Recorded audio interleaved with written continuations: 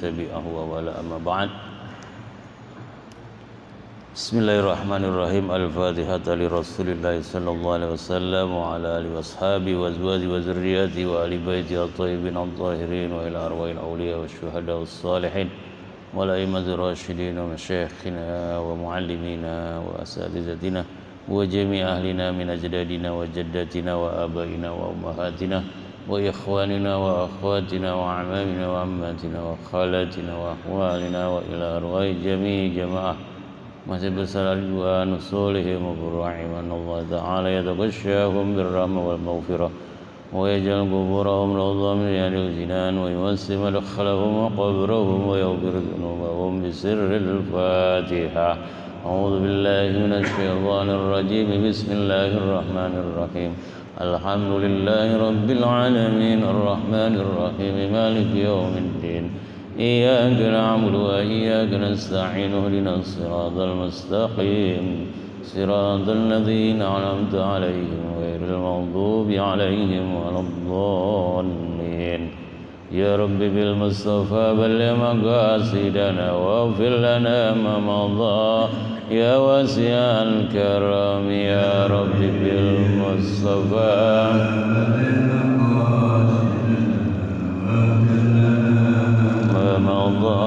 يا واسع الكرم يا من تذكر جيران بذي السلام ما زاد من جرى من مقلة بدم يا رب بالمصطفى بلغ مقاصدنا واغفر لنا ما مضى يا واسع الكرم محمد سيد الكونين والثقلين والفريقين من عرب ومن عجم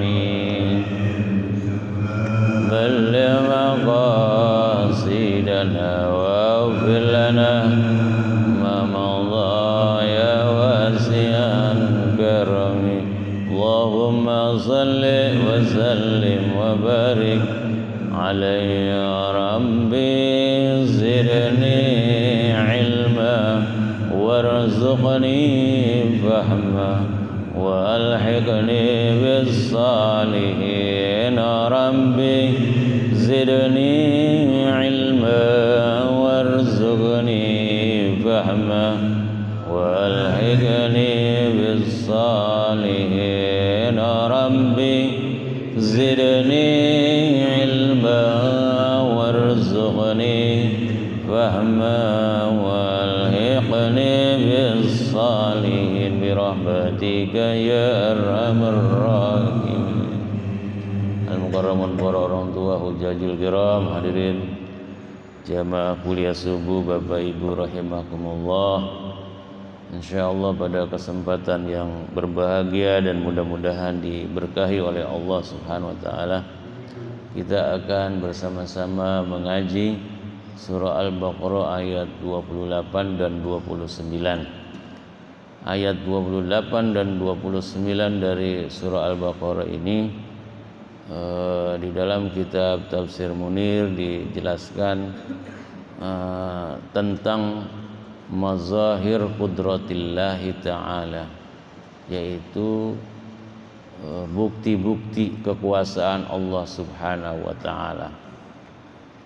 Di ayat 28 yaqulu ta'ala fi kitabih a'udzu billahi minasyaitonir rajim bismillahirrahmanirrahim kaifa takfuruna billah, bagaimana kamu bisa mengingkari Allah atau kufur kepada Allah. Ini kalimat pertanyaan dengan kaifa. Kaifa di sini Allah Subhanahu wa taala bukan bertanya dengan membutuhkan jawaban orang-orang musyrikin.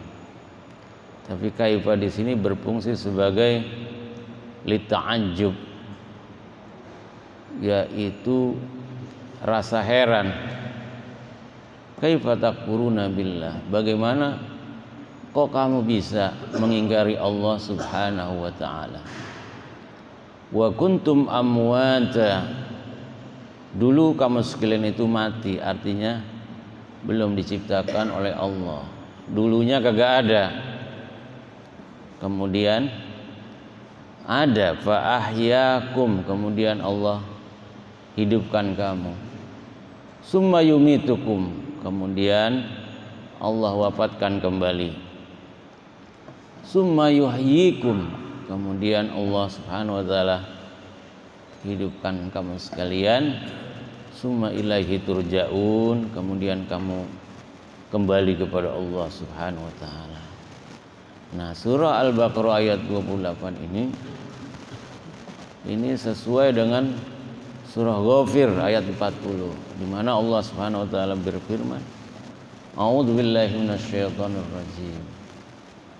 Rabbana, ya Allah ya Tuhan kami, amattana, Engkau telah mematikan kami itu isnataini 2 kali. Wa ahyaitana, dan Engkau juga ya Allah menghidupkan kami isnataini 2 kali.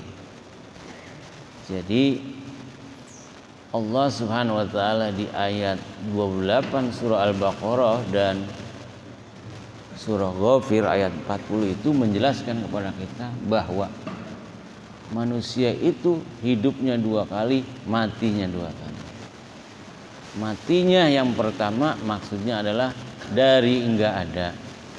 Berarti kita adanya di alam rahim, alam kandungan. Kemudian dilahirkan ke dunia. Nah, berarti ada nih. Setelah kita hidup di dunia, ajal menjemput kita, lalu Allah wafatkan kembali. Berarti masuk ke alam apa? Kubur atau alam barzah. Yang terakhir Allah hidupkan kembali, yaitu nanti ketika kita dibangkitkan pada hari kiamat dari alam kubur. Jadi hidup 2 kali, mati 2 kali. Nah, di ayat 28 ini Allah Subhanahu wa taala ingin menjelaskan kepada kita tentang qudratuhu, tentang kekuasaannya, tentang kehebatannya, tentang keagungannya, bagaimana Allah menciptakan manusia.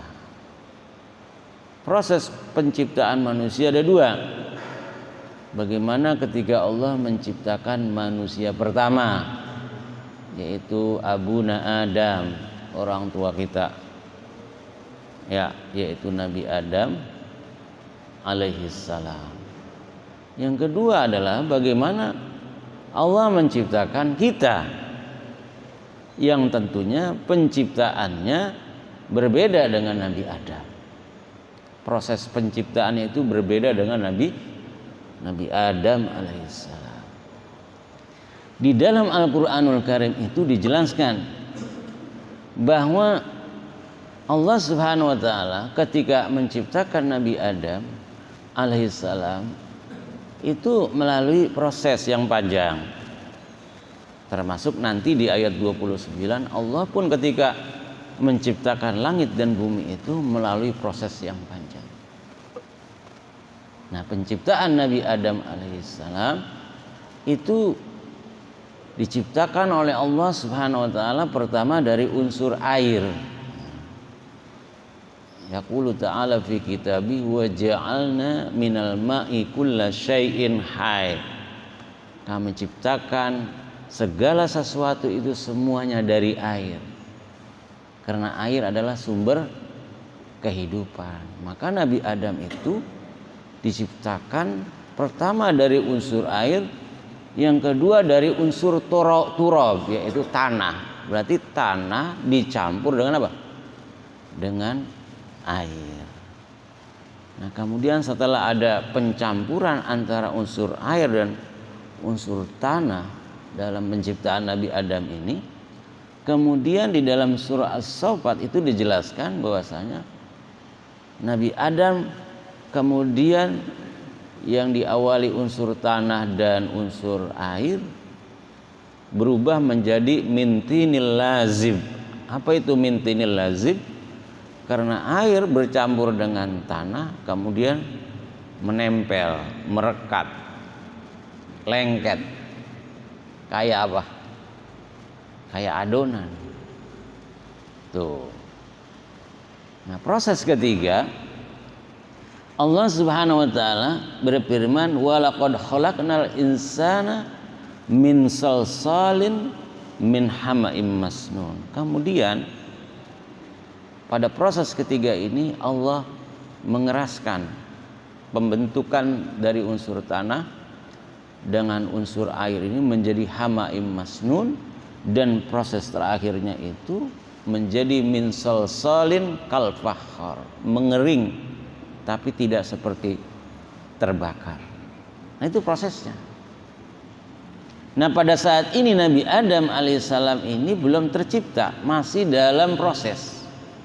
Di dalam tafsir itu dijelaskan berapa lama waktunya Allah memproses dari pencampuran air dengan tanah, kemudian prosesnya menjadi mintinil lazib, yaitu air dengan tanah itu menjadi lengket, melekat, terus menjadi min hama'im masnun, yang kemudian menjadi min salsalin kal fakhar, ya, tanah yang mengeras tapi tidak seperti terbakar begitu.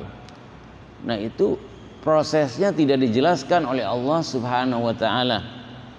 Berapa lama itu dari satu proses ke proses yang lainnya. Kita kan kalau baca surah Yasin itu ada ayat terakhir, innama amruhu idza arada syai'an ayyaqula lahu kun fayakun. Nah, di ayat ini faktanya di ayat ini Allah Subhanahu wa taala ketika menciptakan sesuatu cukup katanya dengan kun fayakun, jadilah, maka jadi. Ternyata kalau kita lihat dalam penciptaan Nabi Adam ini melalui proses yang panjang, dan itu istilahnya adalah at-tadarruj fi khalqi Adam. Yang pertama, proses tahapan penciptaan manusia pertama, yaitu Nabi Adam. Yang kedua nanti di ayat 29 itu at-tadarruj fi khalqis sama'i wal ard, proses bagaimana tahapan Allah menciptakan yang namanya langit dan bumi. Makanya nanti di dalam surah Al-A'raf itu dijelaskan bahwa Allah menciptakan langit dan bumi ini prosesnya 6 hari.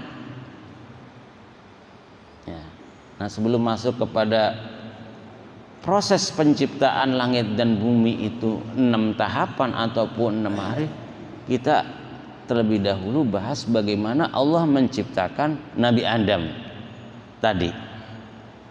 Jadi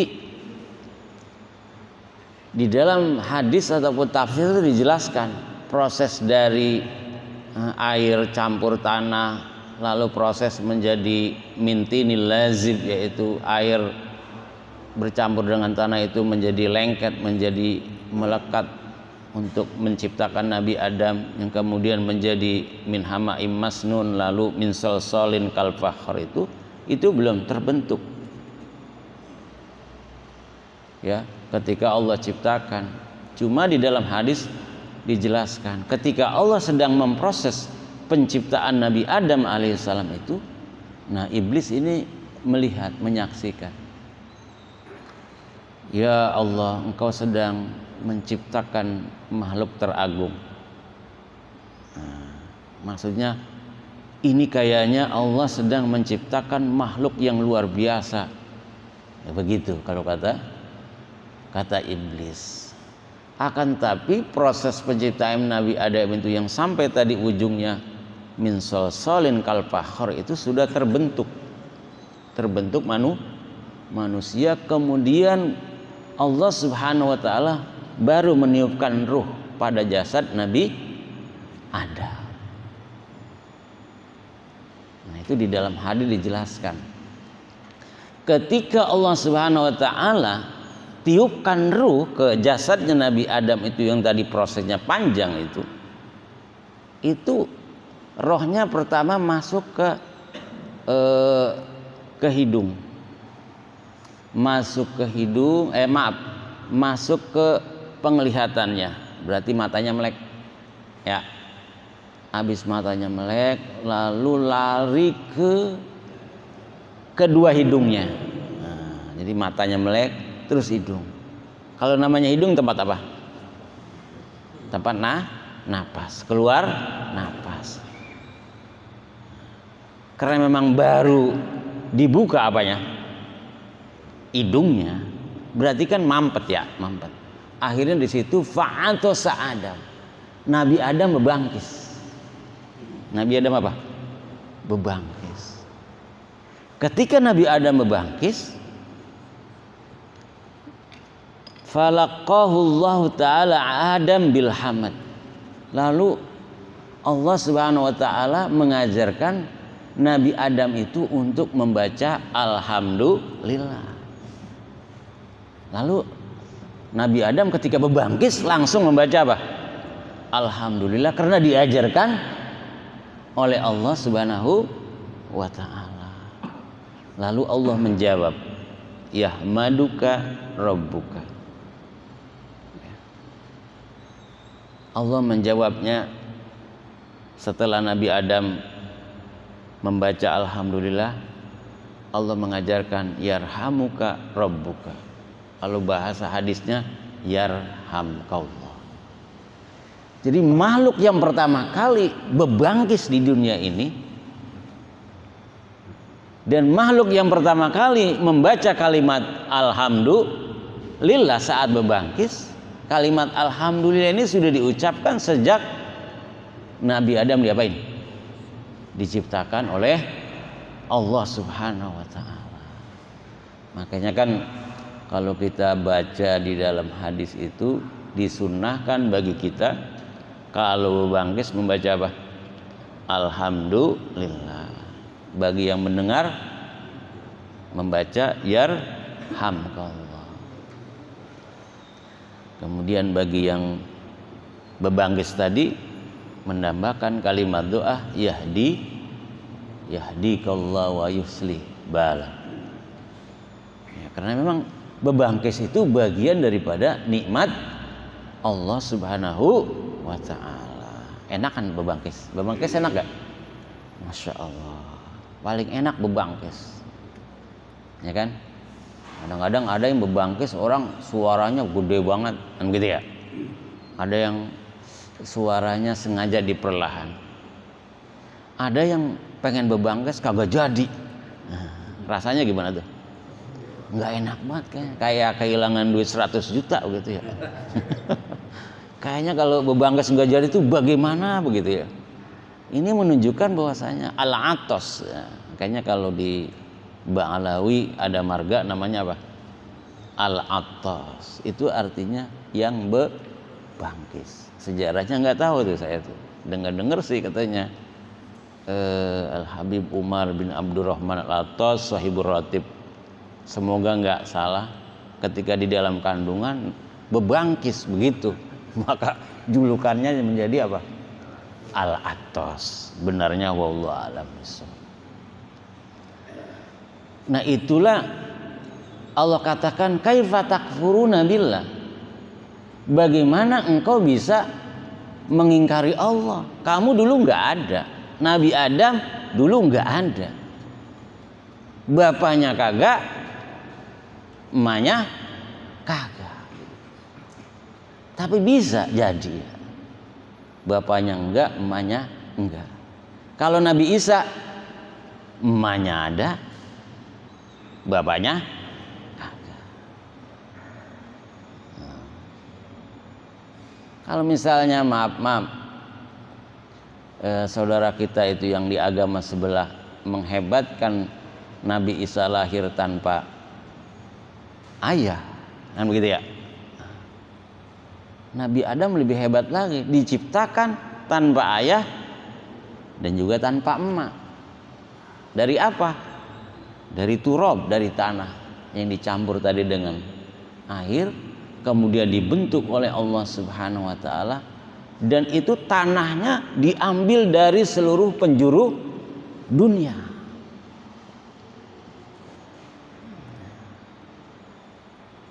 Makanya tanah Arab, nah orangnya lain-lain, ya gak? Gede, tinggi, mancung hidung, bersih. Orang bule barat sama, gede, tinggi, cuman tetap aja wajahnya apa? Berbeda dengan orang Arab. Orang Afrika, nah orang Indonesia rupa-rupa, ya gak? Nah, rata-rata Asia Tenggara itu kecil, nggak tahu ini ngambil tanahnya dari mana ini. Wallahu alam bishawab. Kecil. Udah kecil-kecil, umurnya tua lagi ya kak. Kan begitu ya. Kecil-kecil umurnya tua. Makanya orang Arab pada bingung. Lah ente kecil-kecil umurnya udah sekian tahun, dia gede bongsor, umurnya masih 25 tahun. Padahal kalau dilihat dari segi fisik kayaknya tuaan dia nih yang warga negara Arab. Lah ini mah orang Indonesia masih mudaan, padahal umurnya lebih apa? Lebih tua. Nah itulah pengambilan tanahnya, termasuk karakternya berbeda-beda. Karakter Arab, Eropa, Asia, ya kan? Asia Tenggara, karakter Afrika itu berbeda-beda. Nah selanjutnya itulah proses penciptaan Nabi Adam yang kemudian Allah Subhanahu wa taala ciptakan Ibu Hawa. Nah, ini kalau di dalam teks hadis Ibu Hawa ini diciptakan dari tulang rusuk. Tulang rusuknya Nabi siapa? Nabi Adam. Nah, di sini ada yang menjelaskan bahwasanya Nabi Adam diciptakan, isi Ibu Hawa itu diciptakan dari tulang rusuk itu diartikan secara mazazi. Mazazi itu bukan sebenarnya. Maksudnya adalah Ibu Hawa itu diciptakan seorang wanita memiliki sikap ataupun perilaku seperti apa? Tulang rusuk. Ada yang mengatakan bahwasanya memang Ibu Hawa itu diciptakan dari teks hadis itu memang diciptakan ya, dari tulang rusuknya Nabi Adam alaihissalam. Nah itu. Nah sekarang bagaimana penciptaan kita nih manusia? Kan tadi ngomongin proses penciptaan Nabi Adam alaihissalam. Kalau kita ini proses penciptaannya dari apa? Itu di dalam Al-Quran itu ya kita tahu tuh dari nutfah. Nutfah itu sperma ya. Sperma tersebut yang tercampur antara sperma laki-laki dan perempuan, maksudnya suami istri. Dan ketika seorang pria ataupun suami itu mengeluarkan nutfah ataupun sperma, itu dijelaskan Allah Subhanahu wa taala menciptakan calon janin itu dari 200 sampai 300 yang siap untuk membuahi sel telur pada kandungan ataupun rahim perempuan. Jadi banyak banget tuh. Dari 200 sampai apa? 300. Cuma yang jadi satu doangan. Yang paling kuat, yang paling hebat, yang bisa membuahi yang namanya sel telur perempuan. Berarti proses penciptaan manusia kayak kita ini itu adalah hasil penggabungan antara sperma seorang suami dengan sperma perempuan digabung. Nah kalau misalnya Nabi Adam diciptakan dari tanah dicampur dengan air, manusia sebenarnya kayak kita ini pun diciptakan dari tanah juga Pak. Nah itu. Kenapa? Karena yang namanya sperma itu adalah hasil olahan dari makanan-makanan, minuman-minuman yang memang makanan tersebut itu baik buah-buahan ataupun apa saja yang bersumbernya dari mana? Dari tanah. Jadi badan manusia ini ada unsur airnya, ada unsur tanahnya juga. Nah, dari saripati makanan tersebut ataupun tumbuhan, kemudian selanjutnya berubah menjadi alaqah. Alaqah itu segumpal darah yang keras dari sperma. Kalau di dalam hadis itu dijelaskan, ya kan, proses penciptaan manusia selama 40 hari itu antara sperma suami istri itu 40 hari, kemudian selanjutnya menjadi alaq, yaitu segumpal apa? Daging. Itu namanya alaq. Kemudian setelah menjadi alaqah itu segumpal darah yang mengeras, yang kemudian mudghah. Mudghah itu segumpal daging yang telah mengeras, yang prosesnya tadi dari alaqah. Alaqah itu adalah proses dari nutfah sperma, pencampuran sperma suami istri kemudian menjadi alaqah, yaitu segumpal darah mengeras, kemudian mudghah menjadi segumpal daging, yang kemudian disitulah Allah Subhanahu wa ta'ala kemudian ciptakan yang namanya fakasaunal 'idhama lahma. Itu di dalam surah Al-Mu'minun ayat 14. Lalu Allah Subhanahu wa ta'ala bungkus itu daging dengan apa? Dengan tulang. Jadi 40 hari nutfah, 40 hari alaqah, 40 hari apa? Mudghah. Berarti berapa hari semuanya? 120 hari. Atau kalau bulan, hitungan bulannya sekitar berapa bulan tuh? 4 bulanan. Jadi pas 4 bulanan itu sudah sempurna bentuknya, kemudian Allah Subhanahu wa ta'ala ya tetapkan itu. Allah tiupkan ruh. 120 hari itu baru ditiup apa? Ruhnya. Hidup atau mati wallahu a'lam bishawab. Cacat atau tidak cacat wallahu a'lam bishawab. Kemudian baru Allah Subhanahu wa ta'ala tetapkan satu yang namanya rezekinya. Satu tuh.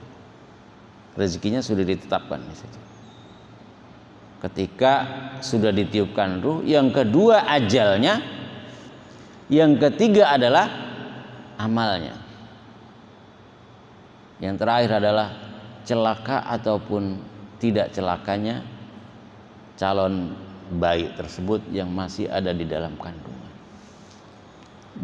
Berapa bulan di dalam kandungan? Itu pun dibahas oleh para ulama. Ulama ada yang mengatakan kandungan itu paling sedikit 6 bulan. Kalau bahasa kita kalau 6 bulan itu prematur. Ya. Jadi nggak boleh kita menuduh hasil perbuatan zina. Menuduh zina itu Pak harus 4 saksi Pak. Kalau enggak itu, kalau di dalam syariat Islam menuduh orang berzina harus 4 orang saksi, harus melihat benar terjadi yang namanya perzinahan. Kalau tidak, dia harus dijilid penuduhnya itu tanpa dasar apa? Bukti. Jadi hati-hati. Jadi kalau ada orang lahir 6 bulan harus berbaik sangka dulu. Kalau memang faktanya itu suami istri. Umumnya berapa tahun? Berapa bulan? 9 bulan. Maksimal itu ulama membahas sampai ada yang 4 tahun. Waduh, termasuk Imam Syafi'i rahimahullah ta'ala itu lama. Di dalam apa? Di dalam kandungan. Itu kekuasaan Allah. Jadi ulama-ulama itu mengatakan minimal maksimal itu berdasarkan fakta-fakta yang ada di lapangan, bahwa ada ibu-ibu yang lahir yang ada yang 6 bulan, ada yang 9 bulan, ada yang 1 tahun, ada yang 2 tahun. Kalau sampai 2 tahun 3 tahun bukan pas keluar udah begigi, ya enggak. Tetap dia jadi bayi. Nah, repot juga kalau misalnya bayi lahir giginya sudah apa? Sudah ada, ya repot juga kan itu. Ya kasihan emaknya kan begitu. Nah, maka dengan demikian Allah katakan di dalam surah Al-Baqarah ayat 28, kaifa takfuruna billah. Bagaimana kamu bisa mengingkari Allah? Dulu nggak ada, kemudian dimatikan lagi, masuk ke alam kubur, kemudian Allah bangkitkan lagi nanti, ya, ketika sudah terjadi yang namanya hari kiamat. Nah, itu proses penciptaan Nabi Adam dan juga kita manusia. Di ayat 29 Allah Subhanahu wa taala menjelaskan kembali, kok kamu bisa mengingkari, mengkufuri kebesaran Allah, kehebatan Allah, kagak mau juga beriman kepada Allah dan juga beriman kepada Nabi Muhammad. Ente lihat tuh bagaimana proses penciptaan Nabi Adam. Ente ini, ya kan, dari mulanya nggak ada, sekarang ada, ntar waktunya mati, ente masuk ke alam kubur, kemudian hidupkan lagi. Ente harus berpikir. Makanya di ayat selanjutnya dibilang lagi sama Allah, huwallazi khalaqalakum ma fil ardi jami'ah. Dialah Allah yang telah menciptakan untuk kamu sekalian yang namanya al-ard, bumi. Summastawa, kemudian Allah istawa. Apa itu istawa? Nah, ini nih. Kalimat istawa banyak penafsirannya, banyak pemahamannya. Sebab nanti kalimat istawa ini terkait dengan Allah Subhanahu wa taala melakukan istawa. Ar-Rahmanu 'alal arsy istawa. Allah itu di arsy-nya istawa. Ngapain tuh Allah di arsy-nya istawa? Pendapat pertama, nggak usah diterjemahin, nggak usah ditafsirin arti istawa. Kalau istawa di ayat 29 itu artinya summastawa ilas samai, kemudian Allah menuju langit. Fasawwahunna sab'a samawat, ketika Allah sudah dikatakan istawa, menciptakan langit, langitnya itu berjumlah 7 lapis langit. Ada yang mengatakan istawa itu ya duduk. Allah itu berarti nongkrong, duduk di atas arsy. Nah, ini kelompok salafi. Jadi kelompok salafi, maaf ini ya, nggak usah maaf ya. Kelompok salafi memang pemahamannya begini, Pak. Kelompok salafi yang kemudian dipanggil orang banyak dengan kelompok Wahabi, menerjemahkan ayat suci Al-Quran itu apa adanya, nggak usah ditafsirin, nggak usah ditakwil, emang udah begitunya, begitu adanya. Berarti Allah itu nongkrong di atas arsy, ya iya nongkrong. Tapi ente jangan tanya bagaimana itu Allah nongkrong. Kalau Allah itu punya tangan, iya punya tangan, tapi otak ente jangan mikirin bagaimana bentuk tangan Allah. Tuh, kelompok salafi Wahabi itu begitu, Pak. Karena mereka itu ya apa adanya seperti itu, nggak usah lagi ditafsirin. Emang jelas artinya yadun, tangan. Ngapain ente takwilin? Kenapain ente tafsirin? Emang artinya yadun apa? Tangan. Tapi jangan mikirin tangan Allah itu sama dengan tangan bahkan haram katanya menurut mereka. Mikir ke situ aja haram, apalagi membahas, mengkaji. Nah, kelompok Ahlus Sunnah wal Jamaah seperti Nahdlatul Ulama misalnya, ya kan, menjelaskan kalimat istawa itu dengan kalimat lain. Itu namanya takwil. Yang itu ya. Itu namanya ta'wil. Ar-Rahmanu 'alal 'arsy istawa. Bahwa Allah Subhanahu wa taala itu menguasai arsy-Nya. Kalimat istaula diartikan apa? Menguasai. Misalnya di dalam Al-Qur'an begini, Pak. Yadullah. Ya, yadullah. Tangan Allah. Kalau tadi kelompok Salafi Wahabi itu mengartikan tangan, ya tangan. Kalau Ahlussunnah wal Jamaah misalnya nih, itu mentakwil yadun itu di dalam bahasa Arab artinya bukan satu. Artinya banyak, bukan hanya tangan. Maka yadun itu diartikan yang namanya kekuasaan. Berarti kekuasaan Allah. Kenapa harus ditakwil? Karena menghindari yang namanya tasbihullahu bihalqi. Menyamakan Allah dengan apa? Makhluk. Kalau nggak ditakwil artinya, nggak digeser artinya, itu nanti kita termasuk kaum musyabbihin yang menyerupakan Allah dengan apanya? Makhluknya. Berarti Allah punya tangan. Nah, pikiran kita tuh. Kalau kata orang Salafi Wahabi, iya Allah punya tangan, tapi ente jangan mikirin tangan Allah bagaimana. Jelas Pak ya? Allah itu duduk di atas arsh, tapi ente jangan mikirin Allah duduk di atas itu bagaimana. Cuma pikiran kita kalau bicara fisik, tangan, duduk, kan gitu ya. Kita sudah paham tuh. Dikhawatirkan kita menyerupakan Allah dengan apanya? Makhluk. Laisa kamitslihi syai'un wa huwas samiul basir. Mereka juga dalilnya ini. Gitu loh. Laisa kamitslihi juga sama. Allah punya tangan. Kan gitu. Allah duduk. Tapi ente jangan samain laisa kamitslihi itu. Kalau kita itu ditakwil, digeser artinya supaya benar-benar kita khawatir ucapan kita itu menyerupakan Allah dengan apa? Makhluk. Nah, ternyata di dalam Al-Qur'an kalau proses penciptaan Nabi Adam waktunya pun kita nggak tahu tahapannya itu. Dari mulai tanah dicampur dengan air lalu menjadi tinil lazim, kemudian jadi min hamain masnun, sampai ke min salsalin kal fakhar, kemudian ditiup ruh oleh Allah Subhanahu wa taala, lalu berbangkit, lalu diperintahkan para malaikat untuk sujud kepada Nabi Adam.